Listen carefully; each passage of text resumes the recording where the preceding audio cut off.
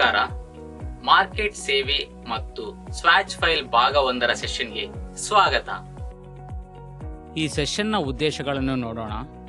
ಈ ಸೆಷನ್ನ ಕೊನೆಯಲ್ಲಿ ನೀವು ವಿವಿಧ ಬಟ್ಟೆಗಳು ಮತ್ತು ಮೆಟೀರಿಯಲ್ಸ್ ಅನ್ನು ಮಾರ್ಕೆಟ್ ಅಧ್ಯಯನವನ್ನು ಹೇಗೆ ನಡೆಸುವುದು ಎಂಬುದನ್ನು ವಿವರಿಸಬಹುದು. ಗಾರ್ಮೆಂಟ್ಸ್ ಉದ್ಯಮವು ಎದುರಿಸುತ್ತಿರುವ 5 ಸಾಮಾನ್ಯ ಸಮಸ್ಯೆಗಳನ್ನು ವಿವರಿಸಬಹುದು. ಫ್ಯಾಷನ್ ಮಾರ್ಕೆಟ್ ಸಂಶೋಧನೆಯನ್ನು ವಿವರಿಸಬಹುದು. ಮಾರ್ಕೆಟ್ ರಿಸರ್ಚ್ ಸರ್ವಿಸ್ಗಳಿಗೆ 5 ಯಶಸ್ಸಿನ ಸಲಹೆಗಳನ್ನು ವಿವರಿಸಬಹುದು. ಸ್ವಾಚ್ ಫೈಲ್ ತಯಾರಿಸಲು ಅಗತ್ಯವಿರುವ ಟೂಲ್ಸ್ ಮತ್ತು ಮೆಟೀರಿಯಲ್ಸ್ ಅಂದರೆ record note, silk, cotton cloth, polyester blend cloth, polyester salwar, silk salwar, polyester blend sari, silk sari, cotton shirt material, satin ribbon, plain weave fabric, twill weave fabric, satin weave fabric, printed fabric, embroider fabric, sari, bedsheet, uniform material. ಈಗ fabric ಮೇಲೆ market research ಅನ್ನು ಹೇಗೆ ನಡೆಸುವುದೆಂದು ನೋಡೋಣ. Market research ಅನ್ನು ಕೈಗೊಳ್ಳಲು cotton, polyester blend, silk, printed fabric ಇತ್ಯಾದಿಗಳಂತಹ ವಿವಿಧ ರೀತಿಯ ಫ್ಯಾಬ್ರಿಕ್ ಅನ್ನು ಹೊಂದಿರುವ ಅಂಗಡಿಗೆ ಭೇಟಿ ನೀಡಿ.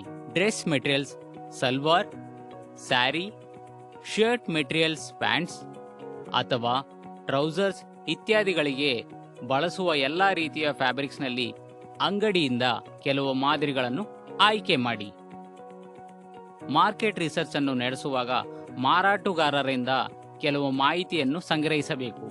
ಫ್ಯಾಬ್ರಿಕ್ನ ಹೆಸರು, ಉದಾಹರಣೆಗೆ ಕಾಟನ್ ಪ್ರಿಂಟೆಡ್ ಫ್ಯಾಬ್ರಿಕ್, ಅದರ ಬಳಕೆ ಅಂದರೆ ಸಲ್ವಾರ್ ಮೆಟೀರಿಯಲ್ಸ್, ಅದರ ಬೆಲೆ ಮತ್ತು ಅದನ್ನು ಮಾರುಕಟ್ಟೆಯಲ್ಲಿ ಎಷ್ಟು ವ್ಯಾಪಕವಾಗಿ ಸ್ವೀಕರಿಸಲಾಗಿದೆ. ಉದಾಹರಣೆಗೆ ಪ್ರತಿ ಮೀಟರ್ಗೆ 40 ರೂಪಾಯಿ. ಇದು ಥ್ರೆಡ್ ಪ್ರಿಂಟೆಡ್ ಪ್ಲೇನ್ ಅಥವಾ ಎಂಬ್ರಾಯ್ಡರ್ ಎಂದು ಗುರುತಿಸಲು ಪ್ರಯತ್ನಿಸಿ. ಉದಾಹರಣೆಗೆ ಪ್ರಿಂಟೆಡ್. ಫ್ಯಾಬ್ರಿಕ್ನ ಬಣ್ಣಗಳು, ಉದಾಹರಣೆಗೆ ಆರೆಂಜ್ ಬ್ಯಾಕ್ಗ್ರೌಂಡ್ನಲ್ಲಿ ರೆಡ್ ಬಾರ್ಡರ್ ಹೂಗಳೊಂದಿಗೆ ಪ್ರಿಂಟೆಡ್ ಫ್ಯಾಬ್ರಿಕ್. ಫ್ಯಾಬ್ರಿಕ್ನ ವ್ಯೂ ಸರಳವಾಗಿದೆಯಾ ಮತ್ತು ಸುಲಭವಾಗಿ ಗುರುತಿಸಬಹುದು ಎಂದು ಗುರುತಿಸಲು ಪ್ರಯತ್ನಿಸಿ. ಮಾಡಿದ ಎಲ್ಲಾ ಸಂಶೋಧನೆಗಳನ್ನು ರೆಕಾರ್ಡ್ ಮಾಡಿ. ಕನಿಷ್ಠ 5 ಸೆಂಟಿಮೀಟರ್ ಇಂಟು 5 ಸೆಂಟಿಮೀಟರ್ನಷ್ಟು ಸಣ್ಣ ಮಾದರಿಯನ್ನು ಸಂಗ್ರಹಿಸಿ ಮತ್ತು ಅದನ್ನು ದಾಖಲೆ ಪುಸ್ತಕ ಹಾಳೆಯಲ್ಲಿ ಅಂಟಿಸಿ. ಪುಸ್ತಕದ ಇನ್ನೊಂದು ಹಾಳೆಯಲ್ಲಿ ಅಂಟಿಸಿದ ಮಾದರಿಯ ವಿವರಗಳನ್ನು ಬರೆಯಿರಿ.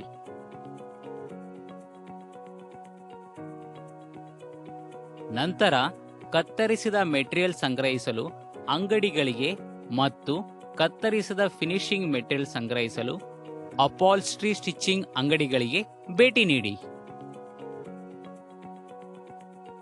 ಸಾಧ್ಯವಾದಷ್ಟು ಮಾದರಿಗಳನ್ನು ಸಂಗ್ರಹಿಸಿ.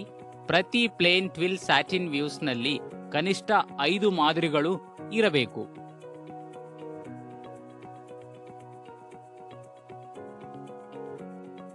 ಪ್ರಿಂಟೆಡ್ ಮತ್ತು ಎಂಬ್ರಾಯ್ಡರ್ ಫ್ಯಾಬ್ರಿಕ್ಸ್ನಲ್ಲಿ ತಲಾ 5 ಮಾದರಿಗಳು. ಶರ್ಟ್ ಮೆಟೀರಿಯಲ್, ಸ್ಯಾರಿ, ಬೆಡ್ಶೀಟ್,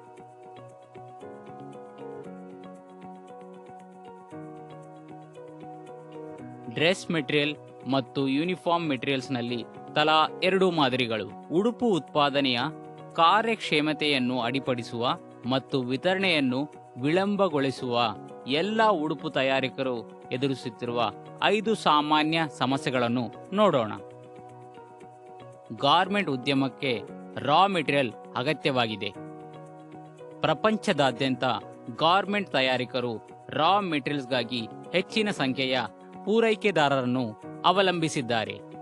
ಲಭ್ಯವಿರುವ ಸ್ಟಾಕ್ನ ತಪ್ಪಾದ ಜ್ಞಾನ, ಉತ್ಪಾದನೆ ಹಂತದಲ್ಲಿ ನಿಖರವಾದ ಅತ್ಯಗತ್ಯ ತಪ್ಪಾದ ಜ್ಞಾನ, ನೈಸರ್ಗಿಕ ವಿಕೋಪಗಳು ಮತ್ತು ಭೌಗೋಳಿಕ ರಾಜಕೀಯ ಅಸ್ಥಿರತೆ ವಿವಿಧ ಕಾರಣಗಳಿಂದ ತಯಾರಕರು ಸಮಯಕ್ಕೆ ಸರಿಯಾಗಿ ರಾ ಮೆಟೀರಿಯಲ್ಸ್ ಅನ್ನು ಪಡೆಯುವುದಿಲ್ಲ. ಅವರು ಪಡೆದ ಮೆಟೀರಿಯಲ್ಸ್ ಗುಣಮಟ್ಟ ಕೆಟ್ಟದಾಗಿದ್ದರೆ ಅಥವಾ ಸಂಖ್ಯೆ ಸಾಕಷ್ಟಿಲ್ಲದಿದ್ದರೆ ಪರಿಣಾಮವಾಗಿ ಅವರು ಮೆಟೀರಿಯಲ್ ಸೋರ್ಸಿಂಗ್ ಮತ್ತು ಕೊರತೆಯೊಂದಿಗೆ ಸಮಸ್ಯೆಗಳನ್ನು ಎದುರಿಸುತ್ತಾರೆ. ಮುಂದೆ ಗಾರ್ಮೆಂಟ್ಸ್ ಉದ್ಯಮವು ಎದುರಿಸುತ್ತಿರುವ 5 ಸಾಮಾನ್ಯ ಸಮಸ್ಯೆಗಳನ್ನು ಅರ್ಥ ಮಾಡಿಕೊಳ್ಳೋಣ.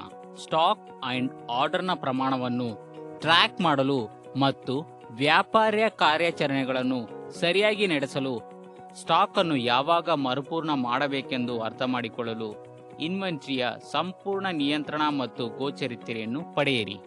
ಅನೇಕ ಗಾರ್ಮೆಂಟ್ ತಯಾರಕರು ಇನ್ನೂ ಸರಳ ಎಕ್ಸೆಲ್ ಫೈಲ್ಸ್ ಅನ್ನು ಬಳಸಿಕೊಂಡು ಹಳೆ ಇನ್ವೆಂಟರಿ ಮ್ಯಾನೇಜ್ಮೆಂಟ್ ವಿಧಾನದೊಂದಿಗೆ ಅನುಸರಿಸುತ್ತಾರೆ. ಅವರು ಪೆನ್ ಮತ್ತು ಪೇಪರ್ ವಿಧಾನದೊಂದಿಗೆ ಐಟಂಗಳ ಪಟ್ಟಿಯನ್ನು ಮಾಡುತ್ತಾರೆ, ಹಸ್ತಚಲಿತ ಪ್ರಕ್ರಿಯೆಗಳನ್ನು ಬಳಸುತ್ತಾರೆ ಮತ್ತು ಸ್ಪ್ರೆಡ್ಶೀಟ್ನಲ್ಲಿ ಮಾಹಿತಿಯನ್ನು ನಮೂದಿಸುವ ಮೂಲಕ ಇನ್ವೆಂಟರಿಯನ್ನು ಟ್ರ್ಯಾಕ್ ಮಾಡುತ್ತಾರೆ. ಈ ಕಾರಣದೊಂದಿಗೆ ಅವರು ತಮ್ಮ ಇನ್ವೆಂಟರಿ ಮ್ಯಾನೇಜ್ಮೆಂಟ್ ಪ್ರೋಸೆಸ್ ಅನ್ನು ಹೆಚ್ಚಿಸಲು ಸಾಧ್ಯವಾಗುವುದಿಲ್ಲ. ವಿವಿಧ ಡಿಜಿಟಲ್ ವಿಧಾನಗಳನ್ನು ಬಳಸುವುದರಿಂದ ಈ ಸಮಸ್ಯೆಯನ್ನು ಪರಿಹರಿಸುತ್ತದೆ.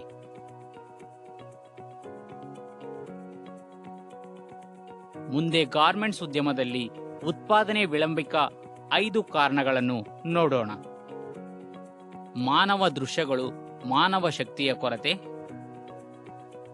ಸಪ್ಲೈ ಚೈನ್ನಲ್ಲಿ ಅಸಾಮರ್ಥ್ಯ, ವಿಧಾನದ ಉತ್ಪಾದನೆ, ಅಳತದ ಉತ್ಪಾದನಾ ಪ್ರಕ್ರಿಯೆಗಳನ್ನು ಅನುಸರಿಸುವುದು ಮತ್ತು ಪಾರದರ್ಶಕತೆಯ ಕೊರತೆ, ಗುಣಮಟ್ಟದ ಅನುಮೋದನೆಗಳನ್ನು ಪೂರೈಸಲು ತಯಾರಿಕೆಯಿಂದ ಉತ್ಪಾದನೆಗಳನ್ನು ಮುಗಿಸುವವರೆಗೂ ಆರ್ಡರ್ ಪ್ರಕ್ರಿಯೆಯಲ್ಲಿ ಗಾರ್ಮೆಂಟ್ ತಯಾರಕರು ಎದುರಿಸುವ ವಿವಿಧ ಸವಾಲುಗಳಾಗಿವೆ. ವೇರ್ಹೌಸ್ನಲ್ಲಿ ಆಫ್ ಬೇಕ್ಡ್ ಉತ್ಪಾದನೆಗಳನ್ನು ಮುಂದಿನ ಜಾಬರ್ಗೆ ಕಳಿಸಲು ಅಥವಾ ಸರಕುಗಳನ್ನು ಸ್ವೀಕರಿಸಲು ಜಾಬರ್ಸ್ನೊಂದಿಗೆ ಅನುಚಿತವಾದ ಅನುಸರಣೆಗಳನ್ನು ಸಾಮಾನ್ಯವಾಗಿ ವಿಷಯಗಳನ್ನು ವಿಳಂಬಗೊಳಿಸುತ್ತದೆ. ಗಾರ್ಮೆಂಟ್ ದೋಷವು ಗಾರ್ಮೆಂಟ್ ತಯಾರಕರಿಗೆ ಮತ್ತೊಂದು ದೊಡ್ಡ ಸಮಸ್ಯೆಯಾಗಿದೆ. ಉತ್ಪಾದನವನ್ನು ಮುಗಿಸಿದ ನಂತರ loose buttons, holes, stains, discolouration, inappropriate trimming, poor ironing, loose thread ಇತ್ಯಾದಿಗಳಂತಹ ಹಲವಾರು ದೋಷಗಳು ಕಂಡುಬರುತ್ತವೆ. ಕಳಪೆ ಸಂವಹನ, ಅಸಂಪರ್ಕ ಕಟ್ಟಿಂಗ್, ಟ್ರಿಮ್ಮಿಂಗ್, ಗಾರ್ಮೆಂಟ್ ಪಾರ್ಟ್ಸ್ ಅಸಂಪರ್ಕ ಹ್ಯಾಂಡ್ಲಿಂಗ್ ಇಂದ ಇವೆಲ್ಲವೂ ಸಂಭವಿಸುತ್ತವೆ. ಫ್ಯಾಷನ್ ಮಾರ್ಕೆಟ್ ರಿಸರ್ಚ್ ಎನ್ನುವುದು ಪ್ರೈಮರಿ ಮತ್ತು ಸೆಕೆಂಡರಿ ರಿಸರ್ಚ್ ಎಂದು ಉಲ್ಲೇಖಿಸಲಾದ 2 ಮಾಹಿತಿ ಮೂಲಗಳಿಂದ ಮಾಡಲ್ಪಟ್ಟಿದೆ. ಪ್ರೈಮರಿ ಮತ್ತು ಸೆಕೆಂಡರಿ ಮಾಹಿತಿಯ ಮೂಲಗಳನ್ನು ಬಳಸುವ ಮೂಲಕ ಟಾರ್ಗೆಟ್ ಮಾರ್ಕೆಟ್ ಮತ್ತು ಅದರ ವಿವಿಧ ವಿಭಾಗಗಳು ಬಗ್ಗೆ ಹಲವಾರು ಪ್ರಮುಖ ಅಂಶಗಳನ್ನು ನಿರ್ಧರಿಸಿ. ಇದನ್ನೊಳಗೊಂಡಿದೆ ಫ್ಯಾಷನ್ ಮೇಲೆ ವಾರ್ಷಿಕ ಖರ್ಚು, ಶಾಪಿಂಗ್ ಅನುಭವದ ಪುನರಾವರ್ತನೆಗಳ ಹೋಲಿಕೆ, ಇನ್ಸ್ಟೋರ್ ವೆಸಸ್ ಆನ್ಲೈನ್, ಕೆಲವು ಬ್ರ್ಯಾಂಡ್ಗಳು ಮತ್ತು ಅಥವಾ ಅಪೇರೆಲ್ ವರ್ಗಗಳು, ವಾರ್ಡ್ರೋಬ್ ಫಾಲ್. ಬ್ರ್ಯಾಂಡ್ ಅನ್ನು ಟಾರ್ಗೆಟ್ ಮಾರ್ಕೆಟ್ ಅಲ್ಲಿ ಮತ್ತು ಹೇಗೆ ಕಂಡುಹಿಡಿಯುತ್ತದೆ, ಶಾಪಿಂಗ್ ಟ್ರಿಗರ್ಸ್, ಖರ್ಚು ಮನೋಚನೆಗಳು, ಮಾರ್ಕೆಟಿಂಗ್ ಚಾನಲ್ಗಳು, ಉತ್ಪಾದನೆ ವೈವಿಧ್ಯತೆ, ಉತ್ಪಾದನೆಗಳು ಅಥವಾ ಬ್ರ್ಯಾಂಡ್ ಎಷ್ಟು ಬೇಡಿಕೆಯಲ್ಲಿದೆ. ಫ್ಯಾಷನ್ ಇಂಡಸ್ಟ್ರಿಯ ಪ್ರೈಮರಿ ರಿಸರ್ಚ್ ಬಗ್ಗೆ ವಿವರವಾಗಿ ತಿಳಿದುಕೊಳ್ಳೋಣ. ಇದು ಮೊದಲು ನೇರವಾದ ಮೂಲಗಳಿಂದ ಸಂಗ್ರಹಿಸಲಾದ ವಿಶಿಷ್ಟ ಡೇಟಾವನ್ನು ಸೂಚಿಸುತ್ತದೆ. ಪ್ರೈಮರಿ ಮಾಹಿತಿಯನ್ನು ಸಂಗ್ರಹಿಸಲು ಇದು ಹೆಚ್ಚು ಶ್ರಮದಾಯಕವಾಗಿದ್ದರೂ ನಿರ್ದಿಷ್ಟ ವ್ಯಾಪಾರ ಮತ್ತು ಗ್ರಾಹಕರ ನೆಲೆಗೆ ನಿರ್ದಿಷ್ಟವಾಗಿ ಸಂಬಂಧಿಸಿದ ಡೇಟಾವನ್ನು ಸಂಗ್ರಹಿಸಬಹುದು. ಫ್ಯಾಷನ್ ಮಾರ್ಕೆಟ್ ರಿಸರ್ಚ್ಗಾಗಿ ಪ್ರೈಮರಿ ಮಾಹಿತಿಯ ಅತ್ಯಮೂಲ್ಯ ಮೂಲಗಳೆಂದರೆ ಅಸ್ತಿತ್ವದಲ್ಲಿರುವ ಅಥವಾ ನಿರೀಕ್ಷಿತ ಗ್ರಾಹಕರ ಬಗ್ಗೆ ಆನ್ಲೈನ್ ಸರ್ವೆ ಟೂಲ್ಸ್ ಮತ್ತು ಫೋನ್, ಇನ್ ಪರ್ಸನ್ ಮತ್ತು ಮಾಲ್ ಇಂಟರ್ಸೆಪ್ಟ್ ಇಂಟರ್ವ್ಯೂಸ್ಗಳು. ಫೋಕಸ್ ಗ್ರೂಪ್ ಭಾಗವಹಿಸುವವರ ನಡುವೆ ಮಾಧ್ಯಮ ಚರ್ಚೆಗಾಗಿ ಅವಕಾಶ ನೀಡುತ್ತದೆ. ಇದು ಫ್ಯಾಷನ್ ಮಾರ್ಕೆಟ್ ರಿಸರ್ಚ್ ಅನ್ನು ನಡೆಸುವ ವಿಶೇಷವಾಗಿ ಉಪಯುಕ್ತವಾಗಿ ವಿಚಾರಣೆಗಳನ್ನು ಹಂಚಿಕೊಳ್ಳಲು ಮತ್ತು ವಿಷಯ ಅಥವಾ ಟ್ರೆಂಡ್ ಅನ್ನು ಚರ್ಚಿಸಲು ಗುಂಪಿಗೆ ಅವಕಾಶವನ್ನು ಒದಗಿಸುತ್ತದೆ. ಫೀಲ್ಡ್ ರಿಸರ್ಚ್ ಎನ್ನುವುದು ಗ್ರಾಹಕರ ನೈಸರ್ಗಿಕ ಸ್ಟ್ಯಾಟಿಕ್ನಲ್ಲಿ ಹೇಗೆ ವರ್ತಿಸುತ್ತಾರೆ ಎಂಬುದನ್ನು ವೀಕ್ಷಿಸಲು ಮತ್ತು ಅರ್ಥ ಮಾಡಿಕೊಳ್ಳಲು ಮಾರಾಟಗಾರರಿಗೆ ಅವಕಾಶ ನೀಡುತ್ತದೆ. ಗ್ರಾಹಕರ ನೈಸರ್ಗಿಕ ವೀಕ್ಷಣೆಯ ಮೂಲಕ ಮತ್ತು ಆನ್ಲೈನ್ನಲ್ಲಿ ಸೆಷನ್ ರಿಪೋರ್ಟರ್ಸ್ ಟೂಲ್ಸ್ ಮೂಲಕ ಹೇಗೆ ಬೇಸ್ ಮಾಡುತ್ತಾರೆ ಮತ್ತು ಶಾಪಿಂಗ್ ಮಾಡುತ್ತಾರೆ ಎಂಬುದರ ಕುರಿತು ಮೂಲತೆಯ ಮಾಹಿತಿಯನ್ನು ಒದಗಿಸುತ್ತದೆ. ಹೊಸ ಡಿಸೈನ್ ಪರಿಕಲ್ಪನೆಗಳನ್ನು ಪರೀಕ್ಷಿಸಲು ಬಳಕೆದಾರರ ಟೆಸ್ಟಿಂಗ್ ಅನ್ನು ಹೆಚ್ಚಾಗಿ ಬಳಸಲಾಗುತ್ತದೆ. ಬಳಕೆದಾರರ ಪರೀಕ್ಷೆಯ ಗ್ರಾಹಕರ ಆಸಕ್ತಿ ಮತ್ತು ಮುನ್ನಡೆಯನ್ನು ಅಳತೆಯದು. ಇನ್ಸ್ಟೋರ್ ಶಾಪಿಂಗ್ ಅನುಭವಗಳನ್ನು ಮತ್ತು ಫ್ಯಾಷನ್ ವೆಬ್ಸೈಟ್ಸ್ ಮಾಡಿದ ಬದಲಾವಣೆಗಳನ್ನು ಪರೀಕ್ಷಿಸಲು ಸಹ ಇದನ್ನು ಬಳಸಲಾಗುತ್ತದೆ. ಫ್ಯಾಷನ್ ಇಂಡಸ್ಟ್ರಿಗೆ ಸಂಬಂಧಿಸಿದ ಸೆಕೆಂಡರಿ ರಿಸರ್ಚ್ ಬಗ್ಗೆ ಈಗ ವಿವರವಾಗಿ ತಿಳಿದುಕೊಳ್ಳೋಣ. ಈಗಾಗಲೇ ನಡೆಸಲಾಗುವುದರಿಂದ ಅಸ್ತಿತ್ವದಲ್ಲಿರುವ ಪ್ರಕಟಿತ ಮೂಲಗಳಿಂದ ಡೇಟಾವನ್ನು ಸೋರ್ಸಿಂಗ್ ಮಾಡುವ ಮೂಲಕ ಸೆಕೆಂಡರಿ ರಿಸರ್ಚ್ ಅನ್ನು ನಿಭಾಯಿಸಲಾಗುತ್ತದೆ. ನಂತರ ವಿಶ್ಲೇಷಣೆಗಾಗಿ ಅದನ್ನು ತಯಾರಿಸಲು ಸೆಕೆಂಡರಿ ಡೇಟಾವನ್ನು ಸಂಘಟಿಸಿ ಬಲವಾದ ವಿಶ್ಲೇಷಣೆಯನ್ನು ಸೆಕೆಂಡರಿ ಸಂಪನ್ಮೂಲಗಳನ್ನು ಅವುಗಳು ಪ್ರೈಮರಿ ಸೋರ್ಸ್ ಕಂಫರ್ಟ್ಸ್ನೊಂದಿಗೆ ಪರಸ್ಪರ ಹೋಲಿಸುವುದನ್ನು ಒಳಗೊಂಡಿರುತ್ತದೆ.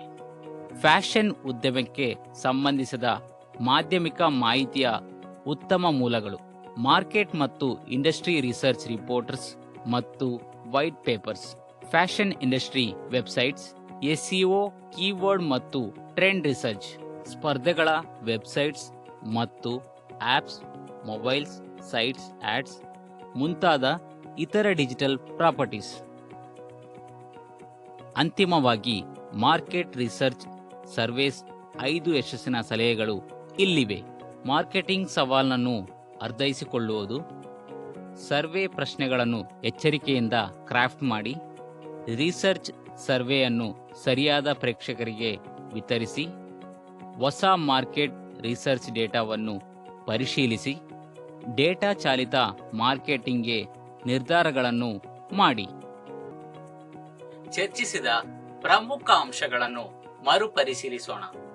ಹೊರಗಿನ ಸ್ಥಳಗಳಿಂದ ಮಾಹಿತಿಯನ್ನು ನೋಡುವ, ಅನುಭವಿಸುವ ಮತ್ತು ಸಂಗ್ರಹಿಸುವ ಮೂಲಕ ವಿವಿಧ ರೀತಿಯ ಬಟ್ಟೆಗಳು, ಅದರ ಗುಣಲಕ್ಷಣಗಳು ಮತ್ತು ಅಂತಿಮ ಬಳಕೆಗಳನ್ನು ಅರ್ಥ ಮಾಡಿಕೊಳ್ಳಲು ಮಾರುಕಟ್ಟೆ ಸಂಶೋಧನೆಯನ್ನು ಮಾಡಲಾಗುತ್ತದೆ.